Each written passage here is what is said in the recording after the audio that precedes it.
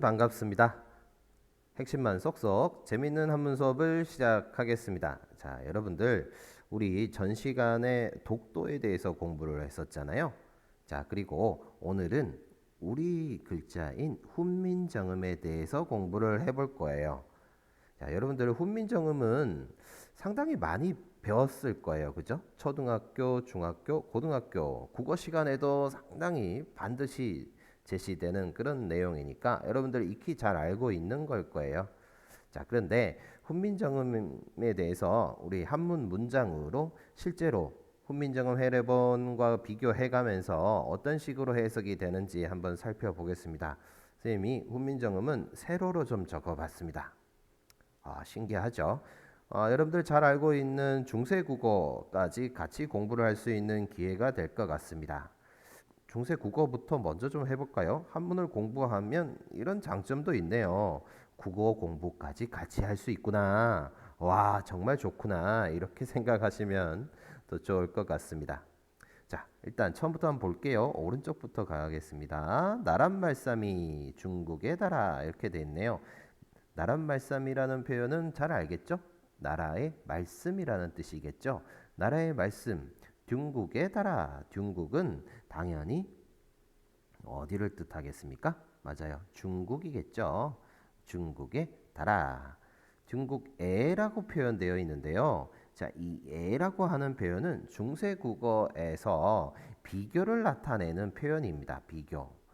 비교를 나타내는 부사로 썼던 게 애라는 표현이거든요.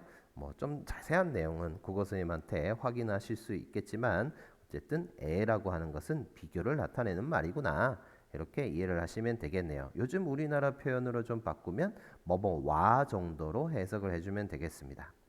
그 다음에 달아 이렇게 되어 있네요. 달아, 달라는 달라 이렇게 해석을 해주면 되겠죠. 자, 그래서 한문 문장으로는 해석이 어떻게 될까요? 국지어음이 이호 중국하여 이렇게 되어 있는데, 자, 국자는 아는 것이고요. 지는 뭐였습니까? 지. 이거 전 시간에도 나왔던 거잖아요. 이때 지자는 어조사 지자는 무엇의라고 해석을 해주면 되겠네요. 그쵸? 그 다음에 했어요. 어자는 말을 뜻하는 글자고요. 말씀 뒤에 있는 음자는 원래 뜻이 소리 음자잖아요. 그래서 두 개 합쳐 가지고 우리 말이라고 합시다. 우리 말. 우리가 실제로 입으로 얘기하는 말이죠. 말. 그래서 해석을 하면 어떻게 됩니까? 국지어음이 우리나라의 한꺼번에 우리나라의 말 이렇게 해석을 하죠.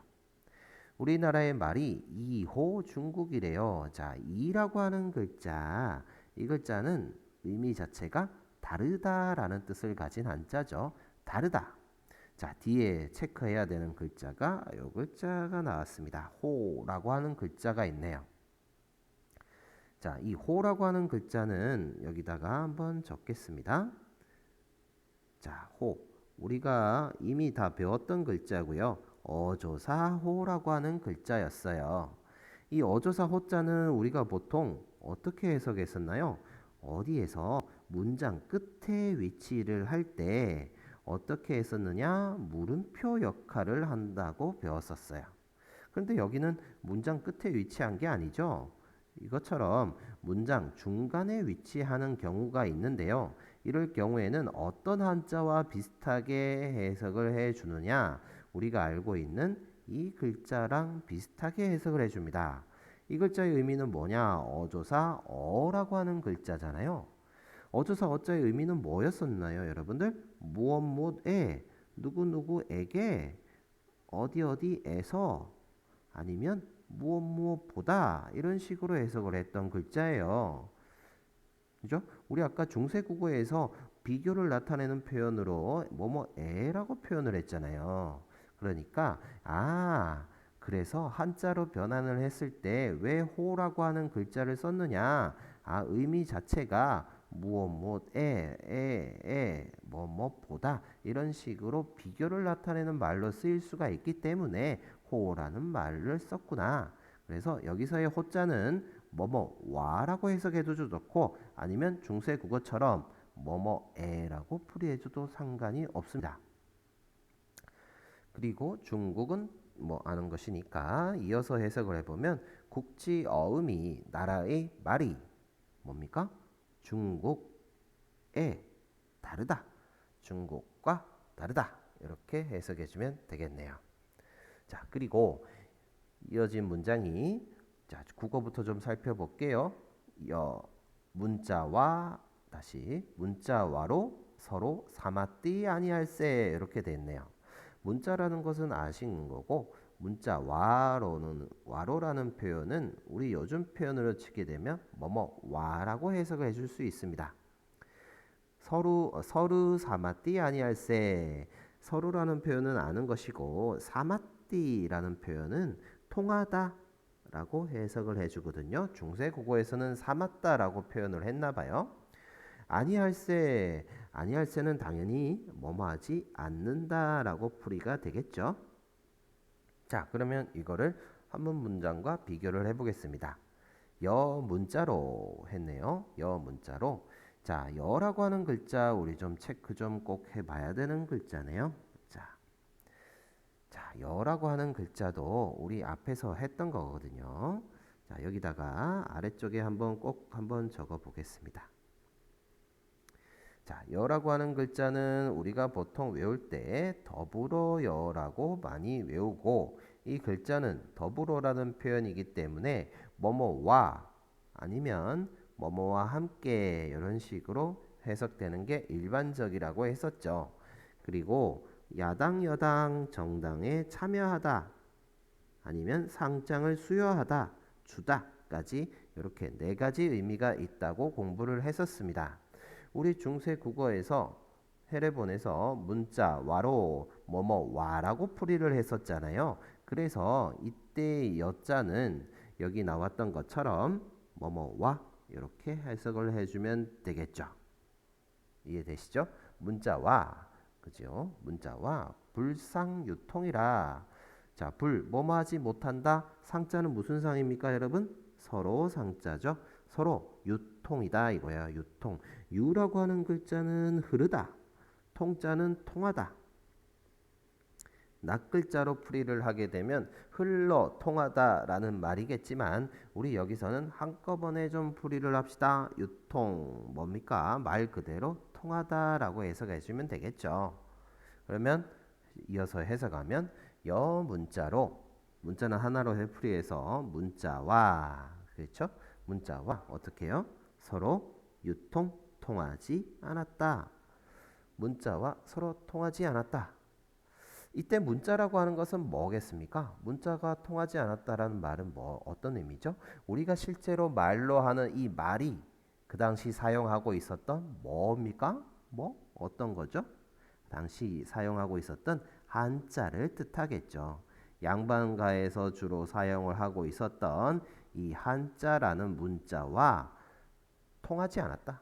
어순도 다르고 말하는 방식도 다르고 실제 한자를 모르는 사람은 문장으로 기록을 하기도 좀 힘들고 이렇게 유통되지 않았다라는 겁니다.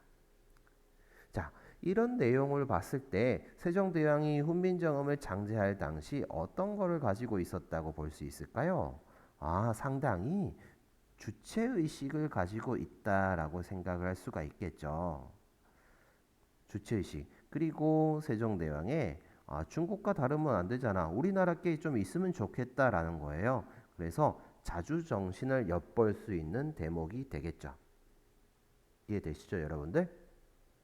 자주정신을 엿볼 수 있는 대목까지 살펴봤습니다.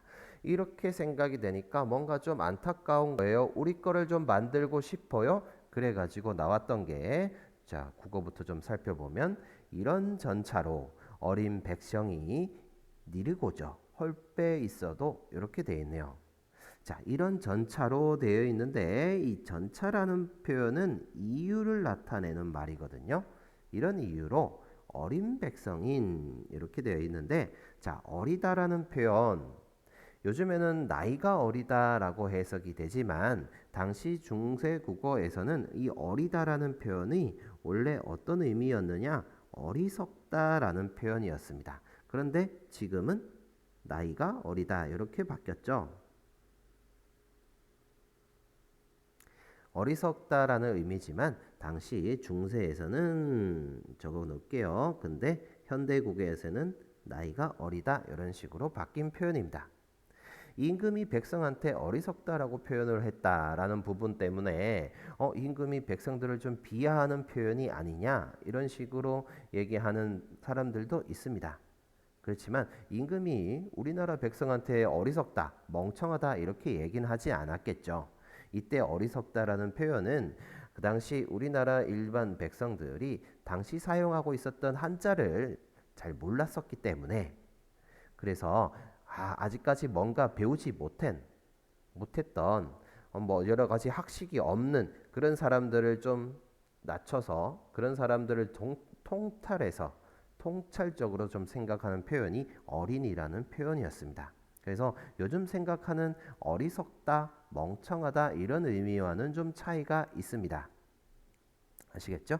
그래서 어린 백성이 니르고저 홀빼 있어도 니르고저라는 표현은 이르다, 말하다 이런 의미로 해석을 해주면 됩니다.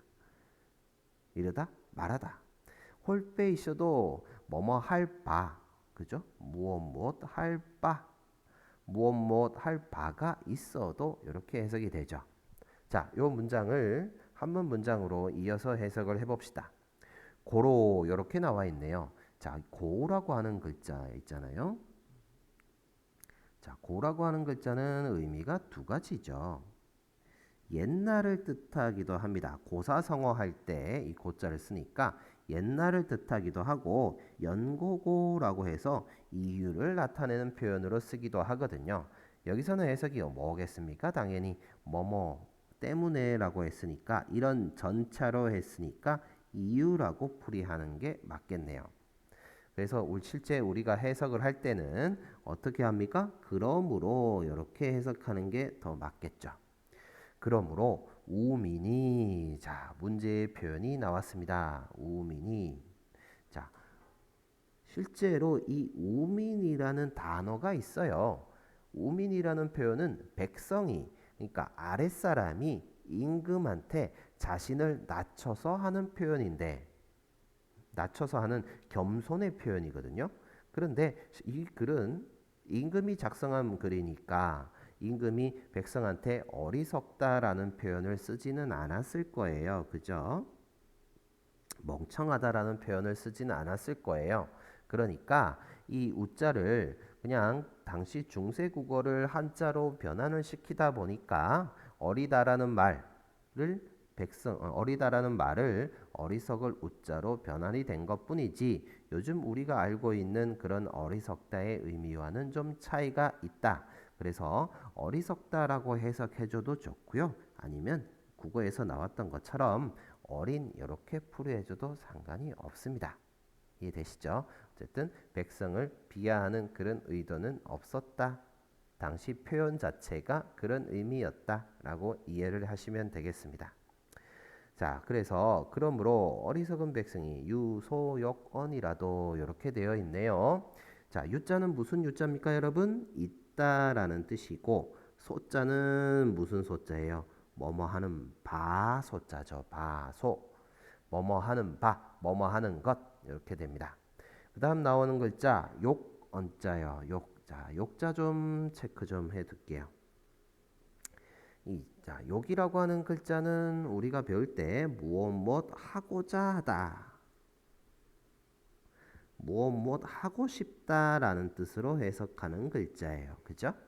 그래서 이어서 해석을 해보면 그러므로 그죠? 그러므로 우민이 어리석은 백성이 어린 백성이 유소욕언 있다 바 하고 싶다 언 말씀 그러니까 말하고 싶은 바가 있어도 어떻게 되느냐? 그 뒤에 내용을 보니까 국어부터 좀 살펴보면 마참내 제 뜻을 실어 펴디 못할 놈이 하니라 이렇게 되어 있습니다. 마참내 되어 있어요. 마참내는 당연히 알겠죠? 마침내 마침내 제 뜻을 나타내는 거겠죠. 제 뜻을, 자신의 뜻을. 싫어펴디. 싫어라는 표현은 싫다라는 거예요. 말에 자신의 뜻을 싫어버린다라는 거죠. 싫다. 싫어서 펴디. 펼치다.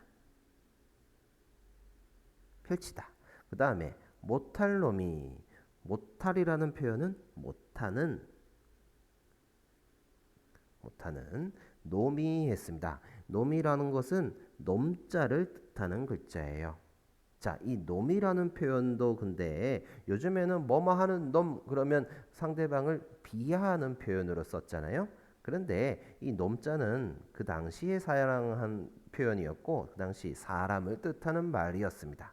요즘과 같이 비하하는 뜻이 아니죠.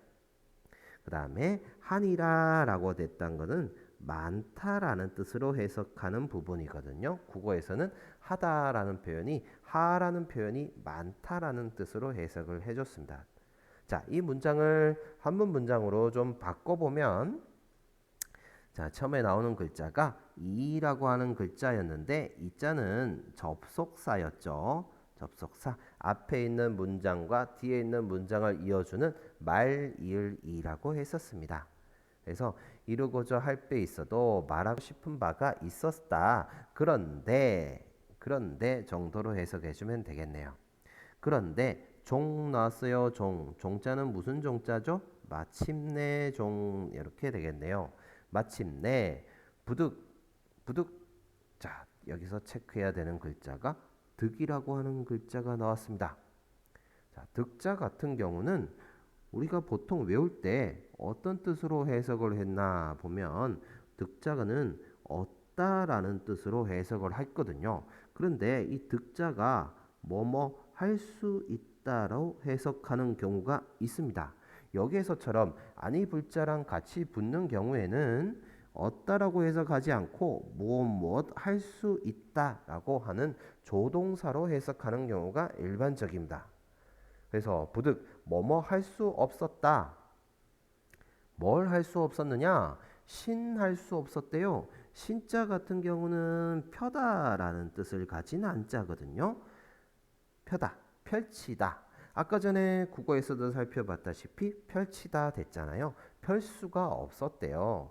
뭘 펼 수가 없었느냐? 정을 펼칠 수 없었죠. 기자는 그 기자고 정이라고 하는 글자는 뜻정자죠. 자신의 의견, 감정, 뜻정 그 뜻을 펼칠 수 없는 자가 많았다 했으니까 이 자라고 하는 거 요즘 우리 표현으로 사람자, 놈자 이렇게 되는 거죠. 그 당시 놈이라는 표현은 요즘 우리가 얘기하는 사람이라는 뜻이다. 이 정도 이해하시면 되겠고 다자는 당연히 아는 것이고 뒤에 있는 의자는 무슨 의자죠 여러분들? 어조사죠. 어조사. 문장 끝에서 어떤 역할을 한다고요? 마침표 역할을 하는 글자입니다. 그러면 이제 해석이 되겠죠? 자, 그런데 유소 요건이라도 말하는 바가 있더라도 그런데 어떻게 됐느냐? 끝내 부득신 펼 수가 없었다. 뭐를? 그 뜻을 펼칠 수 없는 사람들이 없는 자들이 다의라 많다라고 해석을 해줬습니다. 해석되겠죠? 자, 그 다음에 이어지는 내용을 또 이어서 한번 보겠습니다. 자, 그 다음 내용을 보니까 여위차 민년 이렇게 되어 있는데 국어 내용부터 좀 살펴볼게요. 네, 이를 위하여 어여삐 여겨 이렇게 되어 있네요. 네, 이를이라는 표현은 아시겠고요. 위하여 이렇게 한번 해봅시다. 네, 이를 위하여 어여삐 여겨 되어 있는데요. 어여삐 여겨라는 표현 자체는 어떤 겁니까? 불쌍하게 여기다. 불쌍하게 여기다라는 의미죠. 자, 이거를 한문 문장하고 비교를 해보면 첫 번째 여라고 하는 글자가 나왔네요. 자, 여러분들 체크해야 되는 글자 요거 있었죠? 자, 여라고 하는 글자는 우리 앞에서도 좀 살펴봤던 글자예요. 자, 여라고 하는 글자는 어떤 의미였습니까? 나를 뜻하는 글자였죠. 나, 1인칭 한자였습니다. 그래서 우리 이전에 배웠던 1인칭 한자 어떤 거 있었는지 한번 살펴볼게요. 나를 뜻하는 1인칭 한자. 여기 나와 있는 거 이렇게 생긴 거 여라고 하는 글자 있고요. 여러분들 잘 알고 있는 이렇게 생긴 글자 있죠? 나아라고 하는 글자 있었습니다. 그리고 또 어떤 거 있나요? 이렇게 생겨서 나오라고 하는 글자도 있었고 이렇게 해가지고 나여라고 하는 글자도 있었죠. 자, 이런 것들이 1인칭 한자로 쓰는 것이다. 이렇게 기억을 하시면 되겠네요. 자, 그 다음에 위차 민연 할 때 위라고 하는 글자가 있거든요. 자, 위. 자, 이 위자는 좀 의미가 상당히 여러 가지라서 좀 구분하기가 좀 애매합니다. 일단 좀 한번 적어 볼게요. 자, 이 위라고 하는 글자는 우리가 보통 외울 때는 하다라고 해서 할 위라고 많이 외웁니다. 그런데 실제로 문장에서 해석을 할 때는 하다라는 뜻으로 해석하기도 하고요. 아니면 뭐뭐가 되다라는 뜻으로 해석하기도 하고요. 아니면 뭐뭐라고 하다라고 해석하기도 하고요. 아니면 무엇을 위하여라고 해석하기도 합니다. 아니면 뭐뭐라고 여기다, 뭐뭐라고 하다, 뭐뭐라고 여기다 비슷하죠. 어쨌든 이런 식으로 상당히 여러 가지로 해석을 하는 글자입니다. 근데 뒤에 나와 있는 글자가 차 나왔습니다. 차자는 우리 잘 알고 있다시피 이것이라는 대명사죠. 이것. 그래서 위차 민연 하게 되면 우리 중세 국어에서 나왔던 것처럼 내 일을 위하여, 그죠? 내 일을 위하여, 이것을 위하여 라고 해석을 했을 때는 위라고 하는 글자가 어떻게 해석된 겁니까? 무엇을 위하여 라고 해석한 경우겠죠. 그 다음 내용을 보니까 민연이라는 말이 나왔거든요. 민연. 자, 민연이라고 하는 이 단어 자체가 어떤 뜻을 가지고 있느냐? 이 단어의 의미는 불쌍히 여기다. 이런 의미를 가지고 있어요. 아니면 부사로 취급을 해서 불쌍하게 이렇게 해석하기도 하거든요. 자, 이렇게 되면 위자의 의미, 뭐뭐를 위하여라고 풀이했던 위자의 의미가 조금 달라질 수도 있어요. 어떻게 달라질 수 있나요? 무엇을 위하여라고 해석하지 말고 내가 이것을 불쌍하게 여기다, 뭐뭐라고 여기다. 이렇게 해석할 수도 있습니다. 그렇죠, 여러분? 자, 그래서 위자의 의미를 우리 교과서에서는 뭐뭐라고 여기다라고 좀 이미 설명을 붙여 놓긴 했는데요. 자, 중세 국어하고 좀 비교를 해보면 중세 국어에서는 뭐뭐를 이를 위하여라는 표현으로 했잖아요. 뭐뭐를 위하여라고 했으니까 이거를 한번 문장하고 연결시킨다면 위자의 의미는 뭐뭇을 위하여도 가능하다라는 거죠. 두 가지가 다 가능한 경우라고 생각할 수 있습니다.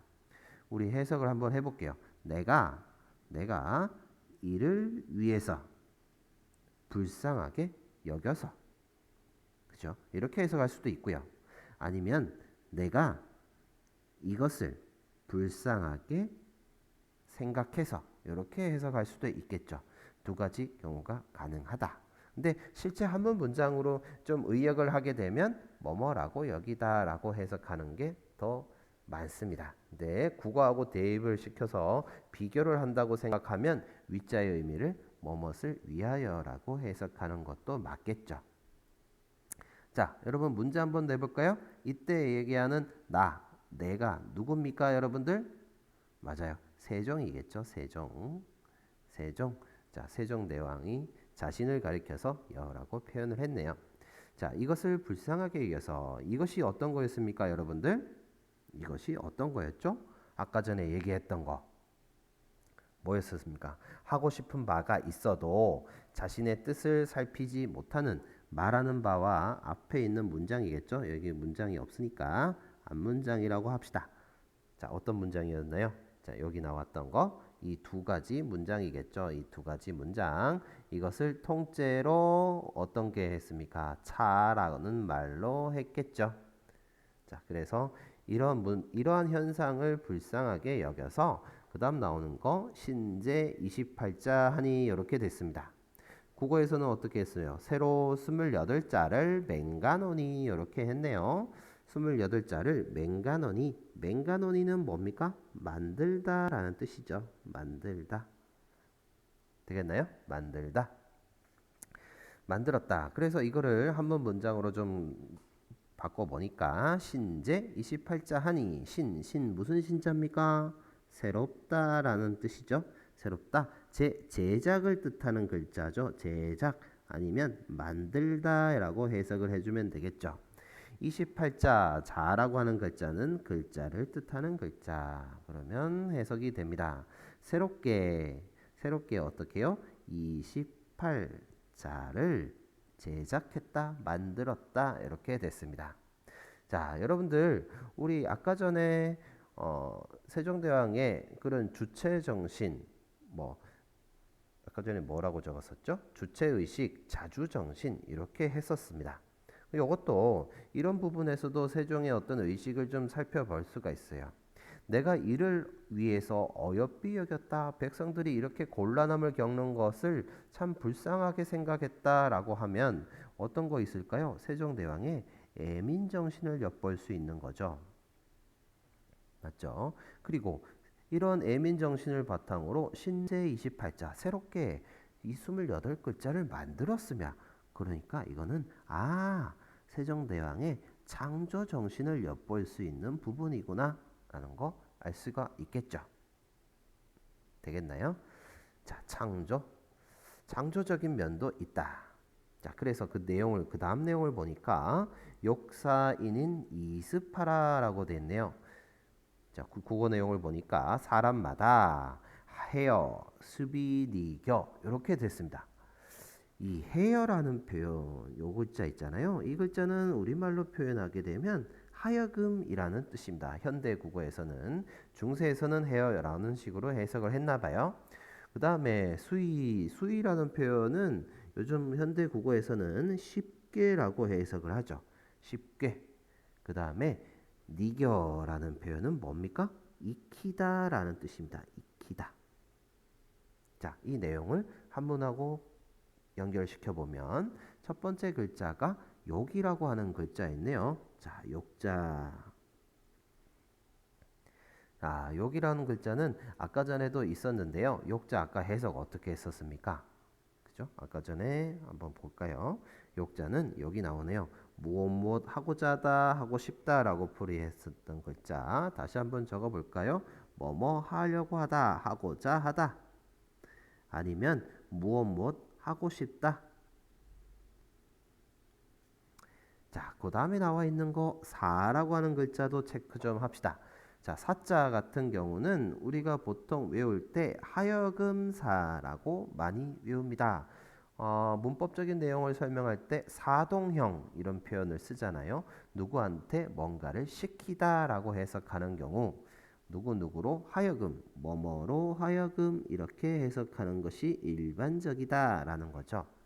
자, 그 다음에 인 나왔어요. 사람 인자가 두 글자가 겹쳐서 쓰였네요. 사람. 그러니까 한꺼번에 풀이해서 뭐라고 할까요? 사람들 이렇게 복수형으로 취급을 합시다.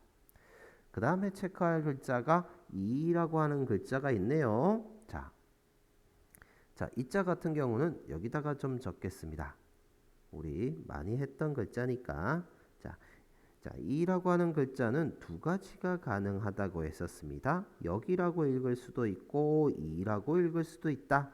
여기라고 읽을 때의 의미는 여러분들 무역 아니면 역지사지 생각하면 되죠. 뭔가를 바꾸다라는 뜻이고 쉽다라고 읽을 때, 이라고 읽을 때는 쉽다라는 뜻을 가진다. 여기서는 당연히 이라고 읽어줬으니까 의미가 뭐겠습니까? 쉽다 라고 해석을 해주는 거겠죠. 자, 그 다음에 습이라고 하는 글자는 익히다라는 글자입니다. 익히다. 자, 그래서 이어서 해석을 해보면 어떻게 됩니까? 욕, 뭐뭐 하고 싶다. 사, 누구누구로 하여금. 사람들로 하여금.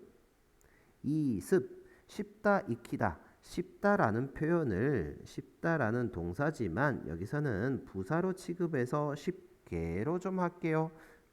쉽게 익혀서 쉽게 익혀서 그다음 내용을 보니까 편어 일용이니라 이렇게 됐네요. 자, 국어부터 좀 살펴보면 날로 쓰매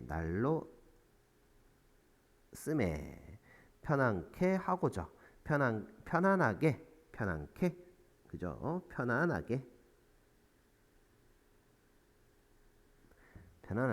하고자 할 따름이니라 이렇게 나오죠. 할 따름이다. 이렇게 해석이 되겠네요. 자, 이거를 한문하고 좀 연결시키면 편어 일용이라. 자, 편자는 당연히 앞에서 나왔던 것이 어떻게 해석하면 되겠나요? 편하다 편자로 해석하면 되겠죠. 그 다음 나왔던 글자 이 어자 또 나왔네요. 그죠? 어자는 우리 앞에서 설명했었습니다. 여기 나오죠. 어자 같은 경우는 뭐뭐에 누구누구에게 누구누구에서 뭐뭐보다 이렇게 해석을 했었으니까 이때는 당연히 어떻게 해석할까요? 일용 일자가 날 일자고요. 그죠? 날 그 다음에 용자가 뭐죠? 사용하다 쓰다니까 날마다 사용하는 데에 이렇게 해석하면 되겠네요. 날마다 사용하는 데에 편하게 한다. 자, 그 다음에 나와 있는 이라고 하는 글자, 이 글자 있죠. 이 글자도 우리 앞에서 했던 거예요. 자, 이라고 하는 글자는 이것도 마찬가지 두 가지죠. 자, 우리가 잘 알고 있는 귀를 뜻할 때 이자고 귀 이자고 여기에서처럼 어디에 있을 때 문장 끝에 위치를 할 때 그 의미가 무엇일 따름이다. 아니면 무엇일 뿐이다. 자, 이렇게 해석하는 글자라고 했었습니다. 맞죠? 자, 그러니까 여기서는 당연히 해석 어떻게 하겠습니까? 무엇일 뿐이다.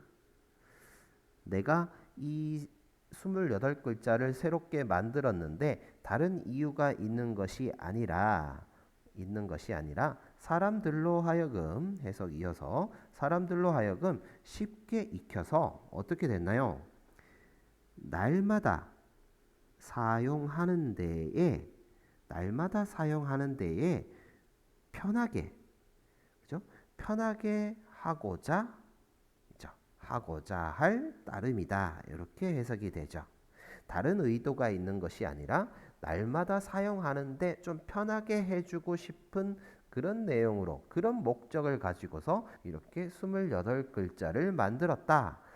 자, 이 내용에서는 세종대왕의 뭘 볼 수 있습니까?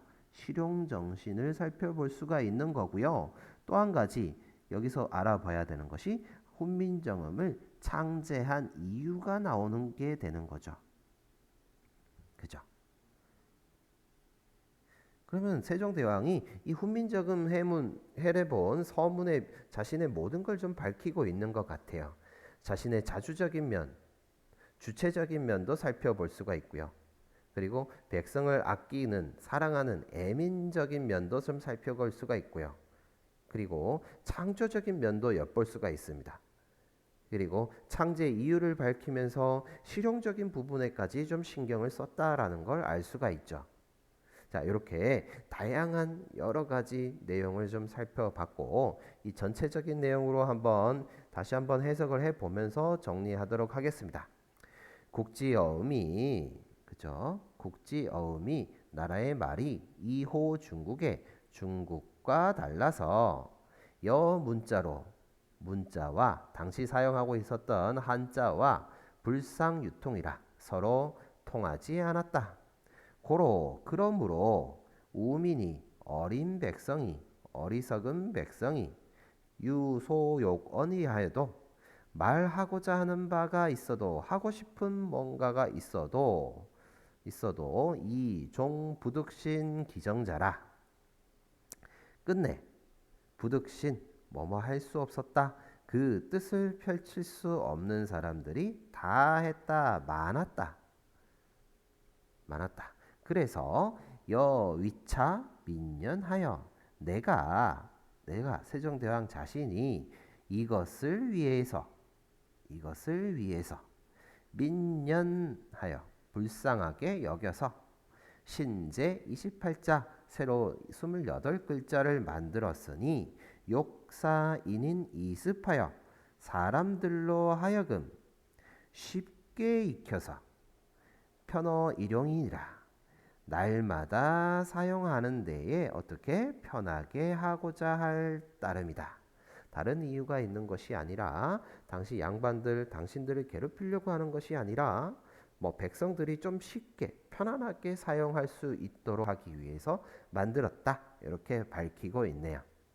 자, 여러분들 익히 잘 알고 있는 훈민정음 부분이라서 이 정도 내용으로 정리하면 될 것 같습니다. 자, 오늘 수업은 여기까지고요. 우리 전체적으로 찬란했던 우리 문화에 대해서 한문 기록을 통해서 좀 살펴봤습니다. 우리 주체성을 가지고 우리 역사, 전통, 문화에 대해서 이해하고 좀 더 계승 발전시킬 수 있는 그런 기회가 되었으면 좋겠습니다.